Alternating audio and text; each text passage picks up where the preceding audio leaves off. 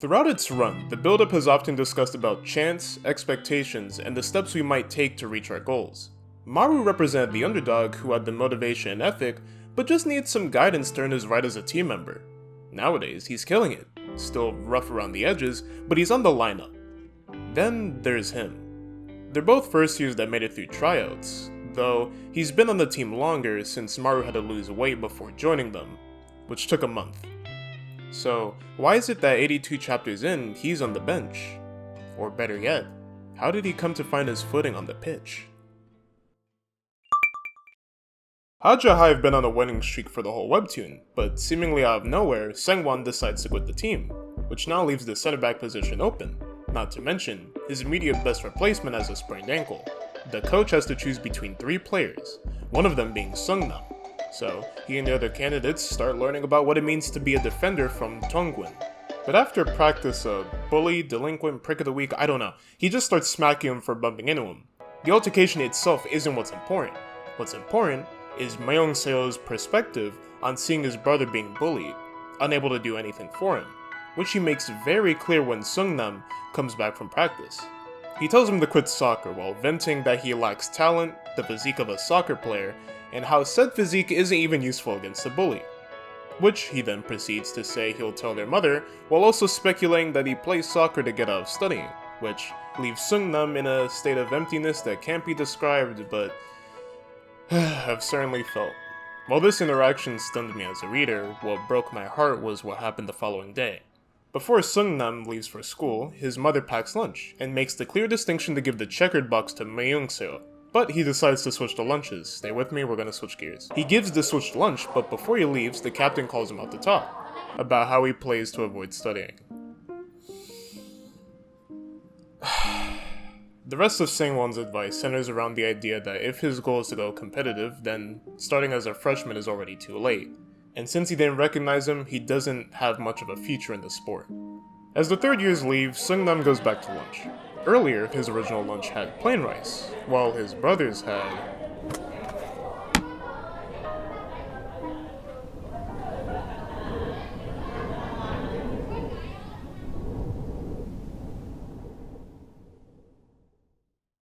Okay, so you're likely wondering, what is his damage? Well, we know Myung-seo is driven by 1. Sangwon speculating that Sungnam is probably trash at soccer, and 2. Sungnam doesn't have the build to fend off a bully. But his most important reason actually happened the day before Sungnam's arc began. While Sangwon was on break, Myung-seo notices that he quit soccer. Sangwon explains that it was only a hobby, and that his true priority lied with being a scholar like his parents. He goes on to conclude, if I get into my dream school, soccer will have been a good hobby. If not, then it messed up my life. Which, bear in mind, is coming from the guy who was the top of his grade. Not gonna lie, I forgot he said this line in particular, but it makes miles more sense why Myung-seo is so pressed with Sungnam. Does it justify the laziness narrative he spread to his mom and Sangwon? No, and I have many a choice word for him regarding that. But I think it's time we jump to Sungnam's performance as a center back in the match with Myungwon High.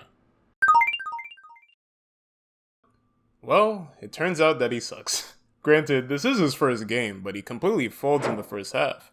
He can't keep up with Tungwon, who has to micromanage him to play his position, which pushes the wingbacks to pick up the slack, leading the coach to majorly blame Tungwon. Before the second half starts, Sungnam just asks to be pulled out of the game, because at the rate things are going, Myungwon will eventually score again. But his coach has complete faith in him. He had the time to assess between his 3 candidates, and Sungnam was the one he chose.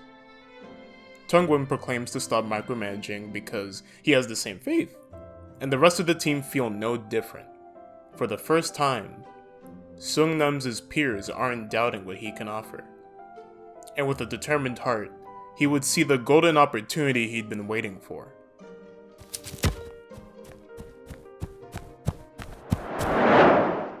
He was the quickest player, blocking the goal on 2 occasions and making sure his team had a goal kick, holding back the weight of 2 physically superior players like his life depended on it. The ball simply rolls, and the call is made.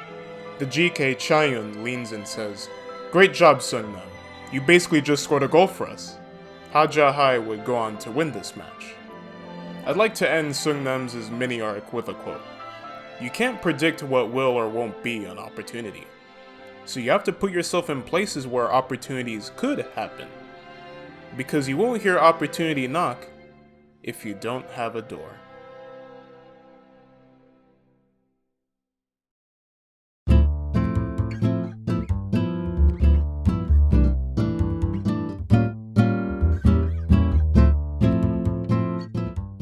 Hey guys, hope you liked this video more than the last two ones. I decided to change my process this time around and focused on the script a lot more than usual, as well as not completely butchering names as much.